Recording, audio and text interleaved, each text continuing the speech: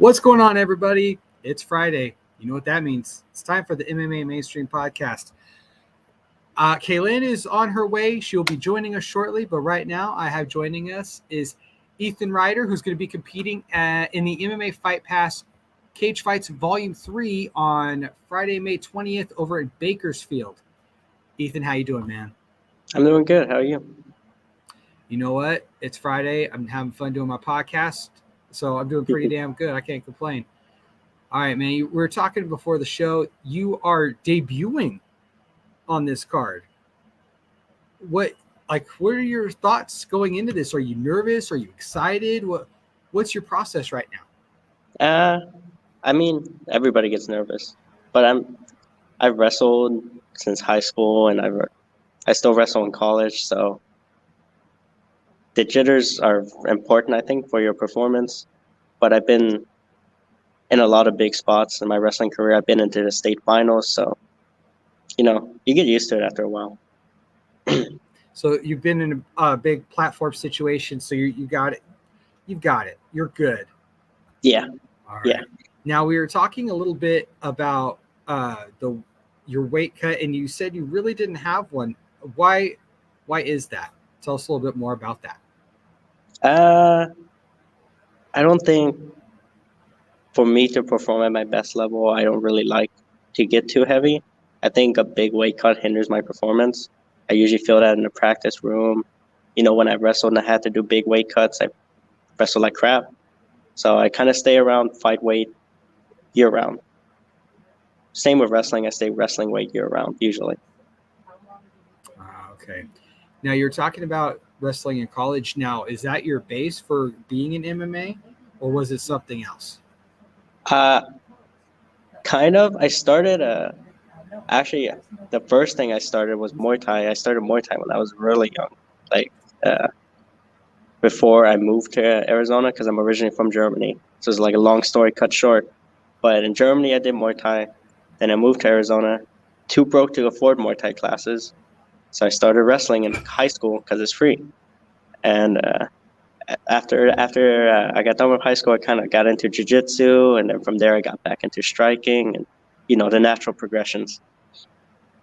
Wow, that's really unique, because we hear a lot of people started doing, not Muay Thai, basically, is what I'm trying to say. Yeah. It's usually been ideally wrestling or even jiu-jitsu, not Muay Thai. So I think that's phenomenal. Now, yeah. Is there one discipline that you may have been focusing on more than others, or because you've wrestled, you have the experience wrestling, and you've already have, a certain amount of experience doing Muay Thai, like, have you really developed your jiu-jitsu game to go along with everything? I think so, but I developed my jiu-jitsu game before I started working on my MMA, because during the off seasons I get bored and I find something to do. Because as an adult, you don't find as many wrestling tournaments anymore. So I competed in jiu-jitsu tournaments, and I started doing pretty good. I got my blue belt, and I won some tournaments there, and then I just eventually got into striking, and that's what I've really been working on. In this fight camp, I've been working on my striking a lot. Now, you've talked about your travels. How'd you end up in Bakersfield, man? That's so random. College, wrestling in college. Okay. I originally wrestled at a D2 in North Dakota, and then I transferred here, and now I'm going to Bakersfield College, and from there I'm hoping to eventually end up at a higher level after that. Oh, okay. How much time do you have left? So you're still in college right now, right? Yeah. Yes. Holy cow. I know of a few fighters that have started some of them were they turned pro at that time while they were in college. Why did you decide to try this out, to do MMA? Part of it is, I always liked the sport. I've always liked fighting. And the other part is kind of challenging myself, seeing how far I can get. And, in the back of my mind, ever since I started wrestling in high school, this is what I wanted to do. I wanted to fight. Okay. Now, how long did it take for you to find the right team, or did you just, when you went to One Nation, you just instantly gelled, or did you try out other places before you went there? Well, one of my teammates at Bakersfield College, his brother goes to One Nation. So he told me about One Nation, and he said that if I go there, I like it. And I went there, and I really like the coach. I like Gil Medina. I like my teammates, the ones I practice with. And they help accommodate my schedule too, because I do have things in the afternoons like wrestling practice or coaching, because I coach as well. I go in the mornings there and get my work done. They're great. They're great people. That's awesome.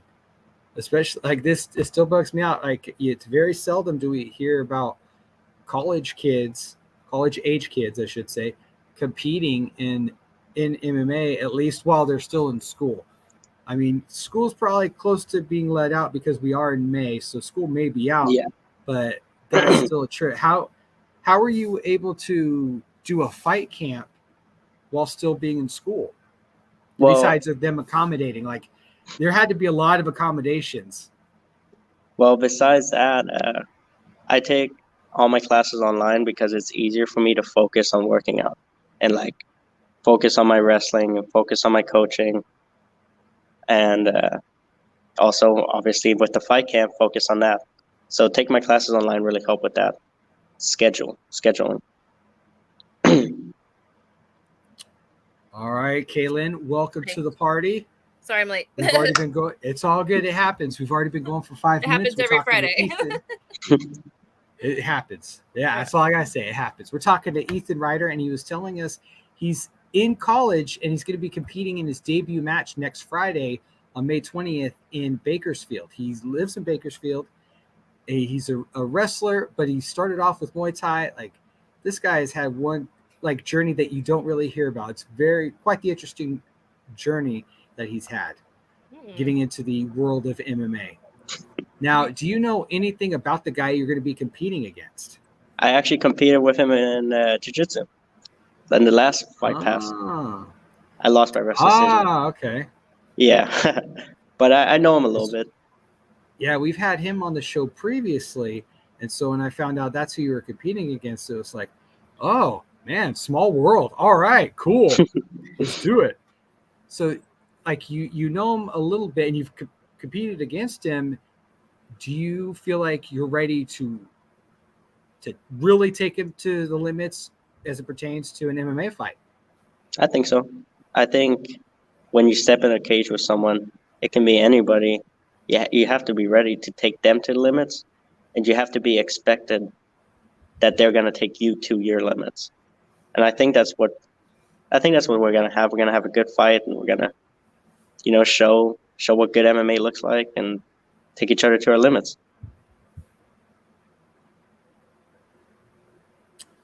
Now, when you do wrestling season, do you take a break from doing MMA, or do you still make time even during wrestling season to work on your MMA?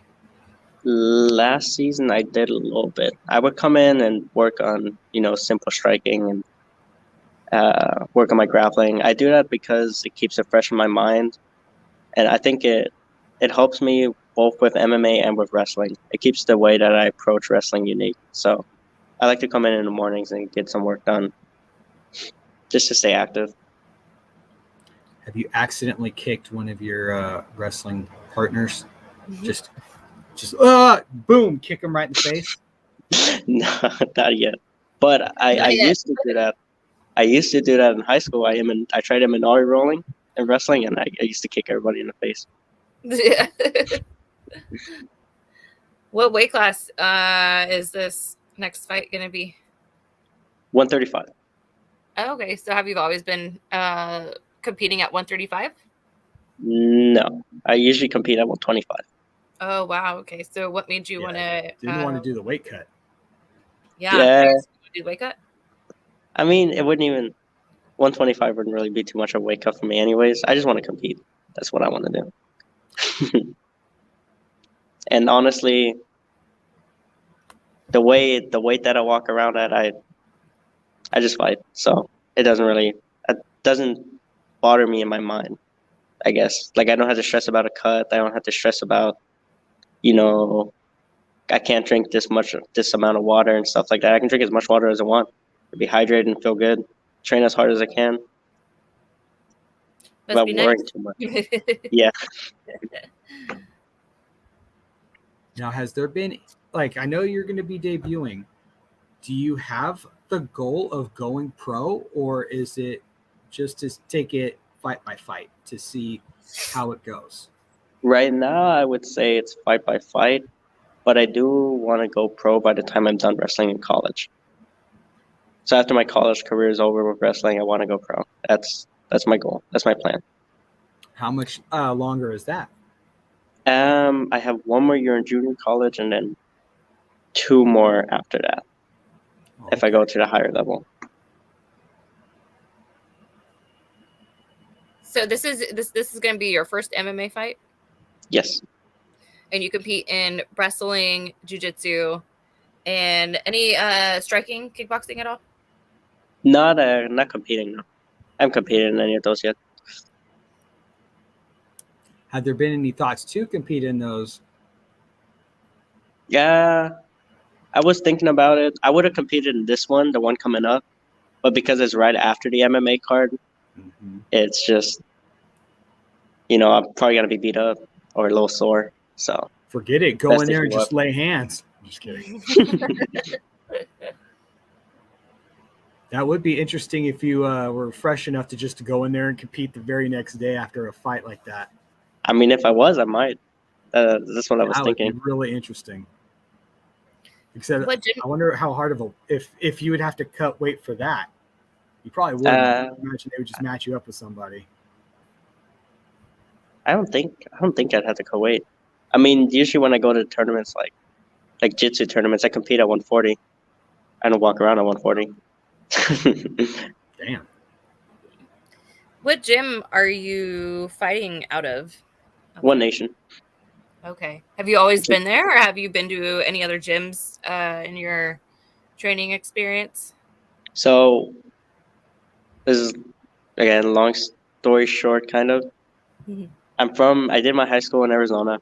In Arizona, I trained at this place called Proving Grounds MMA. And that place was a great place. I loved my partners there. And from there, when I moved to my first college, which was in North Dakota, I trained at Primal Mixed Martial Arts. That's what it was called. And they had a great striking coach there. His name was Jamie Calloway. And I've had some great coaches over the years. And I've been training for a while, just going to MMA gyms. And originally it was just to kind of keep me active, to have something to do besides just wrestling so I don't get burned out from it. But like I told James, I kind of always in the back of my mind had the thought that I was going to fight. That's what I wanted to do. So I had to keep training just to, keep it fresh. And here... No, I'm sorry, go ahead. No, I was just going to say here I've only trained at One Nation, so like in Bakersfield in California. Have you ever thought about competing in kickboxing or Muay Thai or even boxing? Yeah, I think I would like to. It would be fun, especially with the IKF cards that have come up. They're pretty good ways to get started into those. So I think that's probably what I'd be competing in eventually, just to get my striking up to date. And they happen a lot over in Bakersfield. I've been to a few, so they're definitely readily available for you. Yeah. How long? So total, how long have you been training?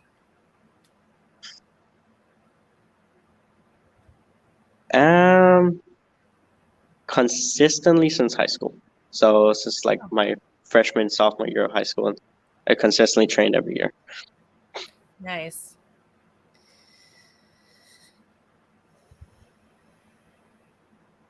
Now, okay, you weigh in that day, you go in. Are you ever worried? Because have you ever heard of some of the crazy stories that have happened with amateur MMA? I'm not saying this is going to happen to your opponent. I'm pretty sure he's a pretty game individual, so this fight will happen. But have you thought about what would happen if you walked in and then he no-showed?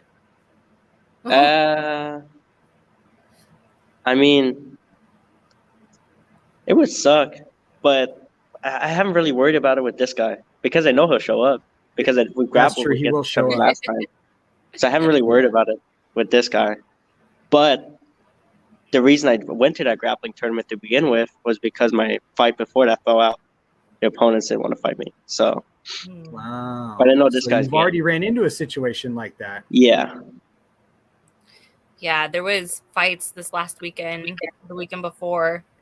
A guy out of the gym that I train out of, his opponent just didn't show up to the weigh-ins. And then apparently there was some kind of injury or whatever the excuse was. Kind of sucked. This is going to be his first fight, trained really hard for it, and then you show up. Unfortunately, in amateur fighting, there's not a whole lot of repercussions for that. No. It's a little disrespectful, but you know, it is what it is, I guess. You kind of just have to go expecting anything, expect anything and everything, I guess. Now, Ethan, we know you have to get to training. So unfortunately, we have to let you go. Just want to say thank you for coming on. And I look forward to seeing this fight. This fight I'm pretty excited about since we've interviewed both fighters now. We've had both of you guys on our show. So I'm actually very interested to see what happens with this fight. Is there anybody you want to shout out before you go, man? I just want to shout out my gym right now, Gil Medina, my main training partners that I've been training with in the mornings, Jesus Navarrete, Isaiah Juarez, Cody Kelly. Can't forget about the person that originally brought me into the gym, Pedro Trujillo. Just those guys. Those guys have been great, and they've been helping me a lot. Help me grow as a person, a fighter, athlete, everything I can think of. I can't forget about Rafa Jimenez. That guy's a beast. He's fighting on the same card. His fight's gonna be great. Nice. That guy's a beast. All right, Ethan. Go take care of business, and I look forward to hearing about the results of the fight and even talking to you afterwards. Contact us, all right? Okay, thank you. Thanks a lot, man. Have a good one. Have a good day. All right. So that was Ethan. I'm really I'm genuinely excited about his fight coming up because we've had him and his opponent now, and it's like, it's for us, it's a vested interest because we've talked to these guys. Yeah. So that's why I'm like, this is gonna be good. Yeah. Unfortunately, I won't be at that fight. I will look for it on YouTube after the fact and definitely search it out. Now, all kinds of craziness happened last week in the UFC. Some craziness, some nothing at all, but I was bummed out because I was hoping Gaethje would win, and Oliveira was just like, you know what? I may not be the champ, but he ain't gonna be the champ either. Yeah, and submitted him in the first round. That weigh-in mess, which sucks. But really I think does. it's clear. I think it's clear who is still the champion, though. Like, there's no question there. Oliveira is still the stud. Yeah, I'm not surprised at this fight, though. I'm really not surprised that it ended up this way. Not, I'm surprised that he didn't make weight, but I'm not surprised how the fight turned out. Gaethje's really good, but at the time, as in first round, 3:22 in, that I'm surprised by. I thought they might have gone into a little bit deeper water, but nope, that was not the case. Yeah, Oliveira can go deeper, but I think when you see an opportunity, you got to grab it, and you got to take it. You're right. And yeah, I don't know. I feel bad for Justin Gaethje because he's really good, but there's some fighters that you just can't get past, And he's been around for so long now, Justin Gaethje. We've seen him do some really crazy stuff, but now it's like, well, what does he do now? It's fight of the year for me when he fought Chandler, but yeah, for sure. And then Chandler, I don't know what's going to happen next for him. Jeez, he's crazy, man. That fight was crazy. That made up for the rest of the fight card, pretty much. That Oliveira did very good too, but Michael Chandler seems to always get those highlights on every card that he's in. So since he's been in the UFC, He's a it's hell of been an nothing but exciting crazy. fighter. That's Yeah, why they cherry picked him out of Bellator. that was a good choice for Dana White to do that. Well, they do that with certain fighters from Bellator. You can tell that you're just like, you know what? I see something in you, and they take him. Eddie Alvarez was a prime example when they first brought him in. He's kind of meh, but well, when he they came threw in, him he to the came in real wolves. strong. That's they threw true. him to the It's wolves the like UFC, immediately. Yeah, but it's the UFC. Yeah, I was pretty invested in that Eddie Alvarez when he first came into UFC because we thought, it's really good. But then, over time you see him up against other fighters, and then you can really see, what level he's on, But Michael Chandler's been surprising every time he's gotten in there, so he's definitely becoming one of my favorites. He's definitely a guy that like if he's on a fight card, I want to watch it. Like I'm excited for it. And Tony Ferguson, I don't know what he's gonna do now. I mean, he's still good. It was still a really good Here's fight. what you don't know is he is still asleep after getting kicked in the face like that. He's still in there. He's still resting. Now, excuse me. I heard a lot of people complain about the Thug Rose and Carla Esparza fight. I want to hear your thoughts. It wasn't a fight. There was no fight to be had there. It was. I mean, I don't know how many strikes were thrown. 137 by Thug Rose compared to 133. Yeah. I don't know about that. Yeah. So Rose did nothing. Well, what she did was she danced around, played She defense. didn't engage because I didn't see the fight. No, she didn't engage. Do You remember that fight between who was it? Was it Derek Lewis and who was it? Where they did nothing. There's been a few fights like that. Francis? I don't remember. But no one threw any strikes. They just kind of danced around each other the entire time. So Rose threw almost no strikes. Like really, if you watch it, nothing happened there. Commentators were like upset. They're like, I don't know what's going on here. Like talking shit the entire time. And like sometimes it irritates me when they talk shit about the fighter as they're fighting. But this was well deserved. Like they can hear you. I was hoping they can hear them. Like what's even more weird is Rose's corner was telling her that she was doing good. Like it was so weird. Like Pat Barry was telling That's her, her man. He better tell her that. I mean, he could have given her advice on to like maybe throw something, True. Like it was so strange, dude.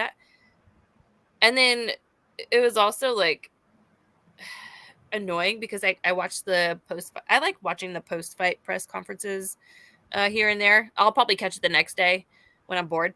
And she was like really defensive of herself, saying that she won the fight and that, why do I always have to get beat up to win a fight? Like, why do I always, it's like you didn't do anything. No one won that fight. Carla Esparza is still the that's same what I was going fighter. to ask. Did Carla Esparza use her wrestling in this fight? Because from when I was looking at from the stats, it didn't even seem like she took her down. No. She did. It says she took her down twice there. She did. And I think that's what won her the entire fight. Those two takedowns there. But Carla Esparza is the same fighter as she's always been. She's not any greater. Unfortunately, Rose let her do nothing, and she did nothing either. It was. Yeah, I'm kind of pissed off. Like, I don't know. Rose is like a super emotional girl, it seems like. And like when something's wrong, something's definitely wrong. I don't know. Maybe it wasn't her night. I don't think that. I'm kind of thinking she didn't want to fight. Maybe she just didn't want to fight that night. I mean, you're stuck. And Carla Esparza, yeah, I don't know. I think you should take the belt away from both of those girls. Dang, she won it and you already want to strip her of it because you didn't like her performance in the fight. She's gonna lose the belt in her next fight anyways. I'll just say that. Are you guaranteeing that? I mean, you can't guarantee it, but that's what I'm saying. certain I'm that like, she's who is she gonna gonna lose. win? You think she's gonna stand up with Joanna or Zhang Wei Li? Those two girls are gonna fight again. That's gonna be crazy, I hope. And comes full circle back to Rose. Maybe Rose will light a fire under her ass this time and like do something. I don't know. That's not champion. The only reason why it's irritating is because she was a champion. That's not champion. That's not champion shit. You know what I mean? You're the Yes, champion. I You do hold it up. understand If what you you don't mean. want to fight, then don't fight. Like, don't. But that title fight, I feel like the Chandler fight made up for the title fight. What a waste of time that fight was. But yeah, it did. Thank God there was something crazy, like Michael Chandler. So that's all we're going to talk about for that card, because that was the most exciting stuff. This weekend we have Jan versus Alexander. And Blachowicz, that dude, like, come on now. It's him. He's a stud. He He was is the coming champ. off of a loss. He was the champ. Mhm. So I know he's looking to get back that fucking championship. There's no doubt about it. Yeah, and he's kind of in his prime right now, so there's no reason not to. And I think he has a good chance. He does have a good chance. It just depends on the other fighter. But I this am fight card's not somewhat bad. excited. Yeah, I took the words right out of my mouth. That's exactly what I was going to say. Ryan Especially when you Spann, have wow, David Grant. that's a step up for him to be co-main. That's pretty cool. He's good. I like him. Ion Kutalaba, I think that's. I don't know if I'm remembering this right. I think he is the one that really messed up one of his fights by acting like he was acting like he was out of it to trick his opponent, and I forgot who his opponent was. But he ended up losing because of it. Like, apparently he was fine, but he was acting like he wasn't to trick his opponent, and he ended up losing the fight because of it. Well, we'll see how that tactic goes. But he is this crazy. time. He's a very tough fighter. I think that as long as he doesn't do that again, I think it'd be a good fight. Well, yeah, this guy comes out at weigh-ins painted green because he has this idea that he's the Hulk. Yeah, it's weird. Whatever. It's like, dude, I'm a fan of the Hulk. I think that's cool. That is a lot of paint, but you're also not a heavyweight. If you're a heavyweight and you're trying that, I believe it, but you're not. So that's me. As a dork like that happens to know way too much information about the Incredible Hulk. Now, what do you think about this female fight? Kaelyn Chookagian is very, very good. I think she's still number one. Both fighters are good. I don't know about Amanda Ribas if she could beat Chookagian. It's a big step up because she's ranked number 9, so that's a big step in competition for her. It is really. Now that you mention it, I'm expecting Kaelyn to win. I don't know. It's so hard when you know who the champ is. It's like, where are you gonna go besides number 1? Just gonna be second place the entire time. All right, and you know what? That's really gonna do it for this fight card. At least that we're gonna talk about today. This is one to watch though, especially with the light heavyweight bout like that. That should be very exciting. Now, I didn't catch any of the fights from Bellator. Just to be honest, I didn't even really hear about them. I've heard about a few today, which I will not say. I won't do spoilers because those fights have already taken place. I don't think they've aired yet stateside. They may have. I'm not quite sure due to the time change because of where they were at. But Ryan Bader won the decision over Czech Congo. And Yoel Romero, I did catch a little bit of that highlight. He floored that guy by TKO. So that was really the two most exciting fights on that card for being the card that it was. And on this one, we have Michael Page versus Logan Storley. Machida is also competing on this card against Fabian Edwards. Oh, Paul Daly. Okay. I did catch a highlight of that because that was on. Holy cow. This is supposed to be his last fight as well from what I've been reading. And like he's gonna retire, or like his he is contract going up? to, as far as I've understood, he's going to retire after this. See how many fights he has. And That's insane. he went out. I'll just say he won. There's your spoiler. He won, and he knocked that dude senseless. So Wow. good for him. I'm still a Paul Daly fan. I would still love it if he competed, but Yeah, he's I like decided him a to lot. hang up the gloves. And good luck to him. It's cool as shit. Yeah, that sucks. I like him. Same. All right. Now we're going to go off the beaten path because we usually talk about it at the end of a show. You know, Houston Alexander still fights. Who? Houston Alexander. Oh my God. You don't know who that is? I don't. Houston Alexander competed. He's an older fella. He competed in the UFC and had like a hell of a fight against Keith Jardine. Do you know who Keith Jardine is? Yeah, I know who he is. Okay, at least you know who he is. They had one hell of a fight against each other, and it actually got Houston Alexander somewhat of a career for the UFC for the time being that he was there. He's competing in bare knuckle fighting at the age of 50. I don't like that. Yeah, he's 50 years old and he's going to be competing. God, don't do it. But to him, like it says in this article, age is just a number.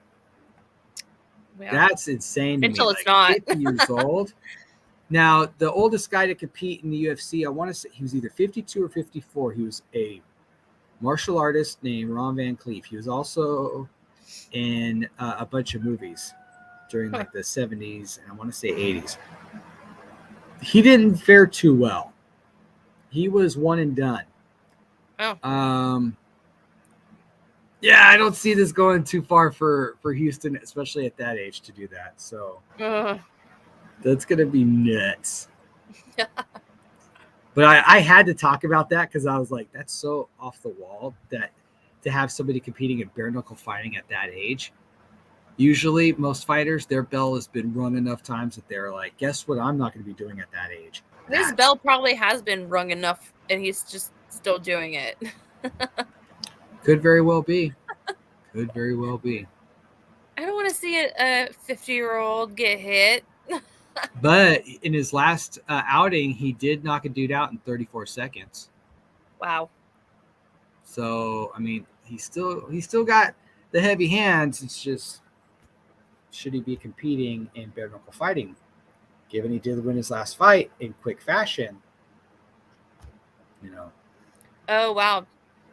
Did you see that about his debut? He scored the quick knockout, but he almost ruined it because his MMA instincts kicked in. And he wanted, yes. you know. That's crazy. That would have been interesting to see. That would have been great. Now, when you have a dispute at work, how do you handle it? Do you talk to HR or do you do what Nate Diaz did? And Nate Diaz do? Take pictures of him pissing outside the UFC Performance Institute. I think that's what it stands for, the PI. He was basically, let's see, right there, as you can see. Cool. He's just taking a piss on. He's all, here's what I think of you guys. I feel like, I mean, he puts his name out there still. That's probably not the best way to get your employer's attention, but it does get their attention. He's been trying to get their attention for a long time. He wants a fight really, really bad. How much, like, since when does he ever ask for fights? And he's been asking for fights. Like, he is commenting every time every time somebody does something. After every fight card, he wants somebody from that fight card. Now, they should just give it to him already. Jeez. Yeah, I think this might be the last fight on his contract. I'm not quite sure. Probably, but also when Nate Diaz is fighting, it's kind of sucks because it's almost like it's a matter of time before he gets hit hard enough to where, you know, his face is going to open up. the really bad cut, and then the ref's gonna stop it because of the doctor, and it's True. gonna, All the he's scar been hit tissue built so up in his much. face. He's been hit so much that it just opens up so easily. He's been fighting for a long time. Have you ever seen guys that have gotten the scar tissue like taken out from parts of their No, I haven't face? seen that. I heard And how different it made him look? Look? What do you mean? Like yeah, his face? Vanderlei Silva, one of my all-time favorite fighters. Well, that dude, he had so much scar tissue in his face that when they went in and took it out and shaved down the bone, you're not left with took much care of after it. that. Yeah. He looked like a completely different person. That shit blew my mind. Did he look like he got a bunch of facelift in all the areas? Because that's what happens. That's pretty much what it looked like. Because when you cut something out of your face, you have to sew it back up, and you can only use the skin that's left. So eventually, your skin's going to be so tight, you're going to end up with a bunch of facelifts. Probably. That kind of reminds me of like Chael Sonnen, how his face doesn't move anymore. I think Vanderlei Silva looked like, let's be real, he looked kind of like Cro-Magnon Man at the beginning, and then when they did it, like he just did not look remotely like him anymore. Really? It was really a trip. Do you look better? I mean, I guess, but still a fan. To see if they did that to them, I wonder how different they would look. But okay, so did he got that done after he was done fighting? I want to say yes, or it could have been right at the tail end of his career. Because if you get that done and you still continue to fight, isn't there a risk of more complications with that shit? Because like, what are you gonna do after that? More of build up, there could be. Or just like, I don't know how the procedure works, so I would just assume. I don't know. I feel like and probably in Nate Diaz, I think it's above his like eyebrows or in his eyebrows because he always gets. That's where it usually is. The problem with the doctor stops it because it goes in his eye. I wonder. I don't know. I feel like you're going to be left with no feeling in your face because I've had, like 20 stitches right here in my head. I don't feel that area anymore. So when you cut stuff out and because they cut like some skin cancer out, so they cut a chunk out of my head and sewed my head back together. I had a facelift on the side when I was like 18 because of it, but I don't feel it anymore. The nerves are damaged. It's like, can you imagine if everything was just like dead up here and you just can't feel anything? I don't even want to think about that. That's really messed up now. I feel really bad. I don't know. I don't know. I don't think he cares enough to get that done. But as of now, since he's still competing, might as well just keep it for now. Leave it. Yeah. But don't piss. Well, I mean, you're Nate Diaz. Who's going to fucking tell you no? It's probably best that you don't piss on the UFC building. But when you got to go, you got to go. So I do understand that. And, maybe this will develop into a fight for him pretty quick. He's begging for attention, so. That's true. And it worked. Yeah. If I did it, I would be arrested for probably drunk in public. So, yeah. It'd be cool to watch him fight like Dustin Poirier or that would be a good fight. Michael Chandler. Well, the only thing I think Michael Chandler would dust him. Yeah, so the thing is how heavy he comes in with his hands. Oof. Yeah, so with Nate Diaz, like I feel like he's great. He's pretty much a legend. But it's like I don't know if I might be the only one that feels this way, but his like recent fights, I feel like I already know how they're gonna go. He's just gonna get hit so bad because he doesn't care that he gets hit. That's the problem. He doesn't care that he gets hit. He's tough enough to handle it, but he doesn't care that he gets hit, and the doctor has to stop it because of his face getting cut open. Because he doesn't defend his face. He leaves it out there. He's a great fighter. He can fight back. It's just that he's letting himself get hit too, and that it creates more problems. And it just busts him open. Yeah. It's like, it kind of ruins the fight, Like that one with must have been Jorge Masvidal. I think. Did they stop that one? They stopped that one because of his eye, I think. But yeah, I don't know. I like Nate Diaz, but That's like in the back of my mind for all of his fights. It's like they're probably going to stop it by doctor stoppage because he probably has a cut that's going to go into his eye. That's true, unfortunately. Now, Cain Velasquez, there is no threat. Cain Velasquez, defense attorney Mark Garagos, optimistic bail will be granted. Oh, I hope so. And the whole situation of Cain Velasquez, that looks like that could be possibly an option, which I think a lot of us are hoping so. Right. But also, if they let him out, don't you think he's going to go and continue to finish the job that he tried to start? Like, obviously, he wants that. You care so much. Maybe he's thought about it, and hopefully he doesn't. If he gets granted bail, I hope that he doesn't go out there and get in more trouble. But, like, to prove his point, he did that for a reason. He was committed to doing what he did. Doing what he was going to do. I don't blame him. I don't think anyone blames him at all. But, I don't know.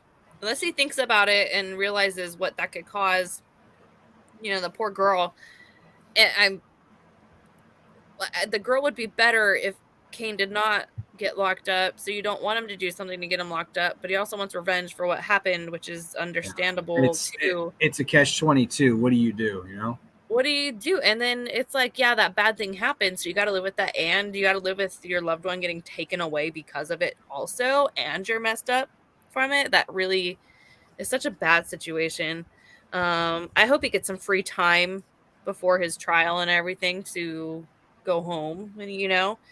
And, I don't know. If I were him, I'm sure he has some friends. Of course he does. Yeah. But they say that the bail hearing is scheduled for Monday. Oh, so we'll hear about that next week. But if you were a judge, would you release him on bail? I don't think they will. It's attempted murder, so that does carry. And he didn't finish the job. He didn't finish the job either. Honestly, like that's where that's a hard choice because you know why he did it. Everybody knows why he did it. Yeah, but it's still a crime. That's it. That's exactly it. Yeah. And for a judge, you'd have to follow the law. That's it. If I were a judge, if I didn't know who Cain was and this was just a regular case, there's no way I'd let him out on bail. Yeah. But also, I wouldn't be a judge because I don't want to be put in those situations. It's terrible. Hell no. No. I try to get out of jury duty every instance I can. I've never been summoned to jury duty in my life ever. Not once. We're cool and all, but you can go to hell with that. I feel like because I've been talking a lot about jury duty, I feel like you're manifesting it right now. It's fucked up, but yeah, I feel like that's what's going to happen. I'm going to get a summons soon. Son of a bitch. Yeah. Oh man. Now, if I had the chance to be on the jury for say Johnny Depp's trial, that would be entertaining. Well, that'd be nuts. I'd be like, that would be so fun. Let's do it. Who are you crapping on today, Amber? Yeah, literally. Yeah. God, what a bitch. I hate that lady. Well, and I think the rest of the world hates that lady. Let's just be real. Yeah, they're making it out to be like she is the worst human being ever. Yet, let's be real. Both of them are shit human beings. They are super toxic towards each other. Yeah, but Johnny's a nice guy. He doesn't do any of that. That doesn't matter. He's still a toxic person. To himself, not to other people. More or less. He does what he wants to do. I think he's great. I think he's he's super nice. All that stuff. Are you friends with him? Do you know him? Is that why you're saying this? To put up with that lady for that long, oh my God. She physically abused him. That's so insane. That's true. And I hope he gets his money. On his bed. I hope he gets his money. I hope he does. I do too. But you know what? Let's move away from that craziness to other craziness, but it's going to end on a happy note for this show today. Mike Tyson will not face any charges for punching a man on a plane. Good. Good. That guy was a douchebag. He deserved Screw him. Exactly. Yeah. You were calling out Mike Tyson, and then you got Mike Tysoned, and then you were mad about it? No, dude, you're a tool. You're an idiot. So did that guy press charges? Is that this whole thing? That he actually pressed charges? I heard that they were going to. These include... But I think it wasn't going to happen. Oh, because the dude also has a long criminal history. What do you know? Yeah. So, what a dum-dum. Yeah. Good. I'm glad he got beat the fuck up and Mike Tyson was able to get away with it. Good. Why would you call Fuck out that Mike guy. Tyson? Like, why would you do that? The only thing I would call out is like, hey, Mike, have a good day. If I saw him in fan. public, you know what I would do? I would leave him the fuck alone. I would That's leave true, him too. alone. That's why I would be a distance away. I might not even draw attention, but I would be like this. It's like that poor guy probably can't go out anywhere in public, you know? So I feel bad for people like that. I feel bad for like really popular fighters, celebrities. Like you can't go out and do anything. Like people they turn into like little fanboys all the time. Where like, can I get a picture? It's like, dude, leave it. If you like him and respect him, leave him alone. That's why I've never, there's, like I said, I only fanboyed once with Vanderlei Silva, but that's because that's Vanderlei fucking Silva. I've always tried to be respectful of fighters and of just celebrities in general. Like, did you ever watch Sons of Anarchy? Yeah. You know Bobby Elvis? Which one was that? He was the heavy set guy with the beard. That like narrows it down. One of the older guys in Sons. He was fat. He would dress like Elvis. Hence why they called him Bobby Elvis. It's been so long. I know who you're talking about. I just can't picture them. But yeah, the dude's been all kinds of stuff. He was in Bad Boys 2. No, he was in Fast and the Furious 2. He was in Batman Begins. Yeah, he's been in all kinds of shit. Anyways, I met him at a rodeo. Oh. He was there watching, and I was like, can I get a picture with you? And he declined. I was like, all right, man, cool. Can I just, wow. He said no. This is a while before, COVID. So I was like, hey, can I at least shake your hand? He's like, sure. Shook his hand. So completely respectful, really cool. Oh. I understood it. He's there to enjoy the event, and then you have everybody being a fanboy like myself trying to get a picture. So I completely get why he said no, and I respect that. I wasn't going to try and insist on it. Yeah. I feel like if I ran into, I don't know what, maybe I'm shy. I don't know. But I also feel like they want to be left alone. Like if you see someone. There are instances where I will leave somebody alone. It's like, dude, like an airport or something like that. Like leave them alone. They're trying to just get somewhere and they have to be in public and they probably don't want to. There's an example where I went to a pro wrestling show at Save Mart Center when Save Mart Center had first opened. And after the matches, we were at the Carl's Jr. right there at Shaw and Willow. Mm-hmm. Sorry for all everybody watching. That's over in Fresno, Clovis area. That's where we're from. So I'm also giving her reference to where it's at. But I'm sitting there and we're enjoying some food, and then all of a sudden 3 wrestlers walk in. And it's very evident. Do you know who the wrestler Kane is? Do you know who Undertaker is? Yes, he's been in the Olive Garden while I was working. That's fucking awesome. I know, it was. Yeah, I wasn't the server in that section, but it was hilarious. That's fucking cool. Yep, he was there. I'm assuming for an event, probably at Save Mart Center. So that Undertaker is a fan of the OG, like I'm a fan of the OG. I love Olive Garden. Shout out to Olive Garden. Yeah. But this wrestler was known as Kane. He was the Undertaker's brother. So he was just a tall dude. There you go. And he stands out in the crowd. He walks in with 2 other guys who were also wrestlers. I was dumbfounded. I was like, I will be right back. This is before digital cameras became like really a thing. Yeah. Like, I'm gonna go get the camera out of the car. And so I I'll do waited that. till after because they were getting their food to go because they were moving on to the next show, which was like 3 hours away. Yeah. And so after they ordered, I was like, I'm sorry to bother you guys. I know you guys are in a crunch. Would it be possible to take pictures with you? And they were like, yeah, no problem. And so you have to have a certain amount of respect for any celebrity, be it pro wrestling, being an actor, being a fighter. You have to show a level of respect. You have to be understanding of that they're people too, and be understanding of their time.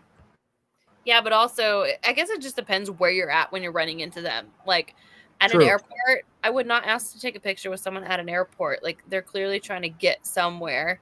Now, when there's a big event in town and you see them out somewhere, like they know damn well when they go out that they will be They're going to be recognized. hounded. But it's like, if you don't want to be hounded with all that, then don't go out. But they do go out. So I think that some people do not mind if you ask them to take a picture. Depends on the setting. Like if someone's eating with their family, don't go up to him and ask for a picture. Like, if you catch them walking by or something, like when they're leaving or when they're done eating with their family and stuff like that, then yeah, maybe. But I think they know the risks when they go out though too. But it's like, airport, picking up food to go, maybe they don't want to be there, but they have to go get the food or something, I don't know. Yeah, that's what this was a situation of. They're getting their food to go because they got to move on to the next spot. So they're going to eat in the car while they go. It's not like they got out to take pictures with people. They went to go get their food. No, that's true. And that's why I waited till after they ordered. I try to be respectful of their time. Yeah. I did look out, and it was because there was a line. I did meet a wrestler that I'm a huge fan of. I happened to be wearing his shirt. No way. That time, swear to God. And he fought MMA. He competed over in Japan. His name is Shinsuke Nakamura. We were at In-N-Out after a match, and I'm sitting there and I look up and I see this guy. He looks very unassuming, almost like a homeless dude. And I'm like, oh God. I'm staring at it, and I look at my friends. I say, get the out of here. And they're all, what? I'm all, that's Shinsuke Nakamura. And they're all, what? And they know I'm, as the fan that's wearing his shirt. They were like, all right, that's cool. And so I walk up to him, and I was like, excuse me, sir, can I take a picture with you? And when he saw the shirt, he said, oh, shit. Yeah. He knew the jig was up.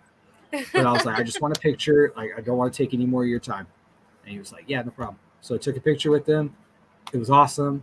I got to meet Shinsuke Nakamura. I kind of wish I would have asked for an autograph, but like I said, I was trying to be respectful of his time.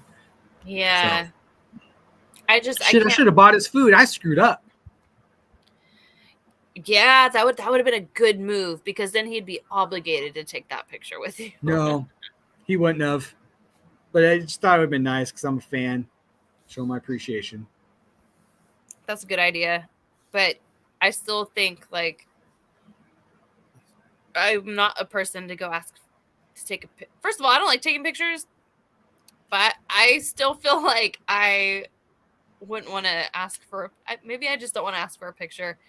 But I also do feel like I would be bothering them, so I always don't even try. Like, I appreciate that I saw them, take a mental picture, but that's about it. All right. Well, I'm glad to know that, because next time if we go to a fight and we see a famous fighter, I'm going to ask you to take a picture of me with them.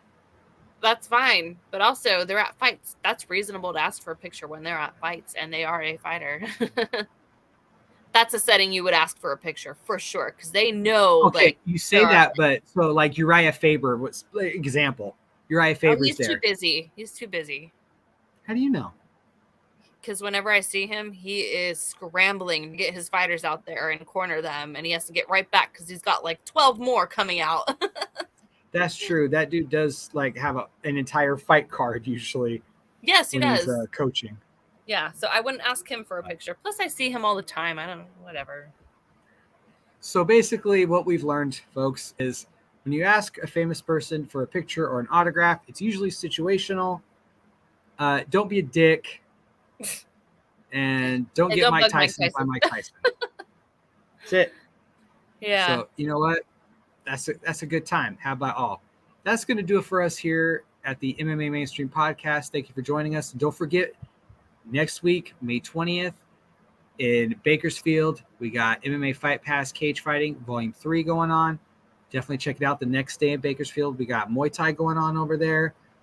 Also, on that Saturday, we got 559 fights going on. A busy weekend of fights, of just combat sports. So check it out. All right. You guys have a good one. And we won't see you next week, but we will see you the week after, and we will see you then. Mhm.